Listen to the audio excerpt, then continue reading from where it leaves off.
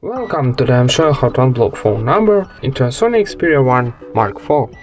Firstly, open a phone application. Then in the top right corner we got 3 dots. Tap it and choose settings. Next up go into block numbers option. And here on the bottom we got 2 block numbers. So for unlocking, for example, this last one, click here on the right side to cross to unblock this number and confirm unblock.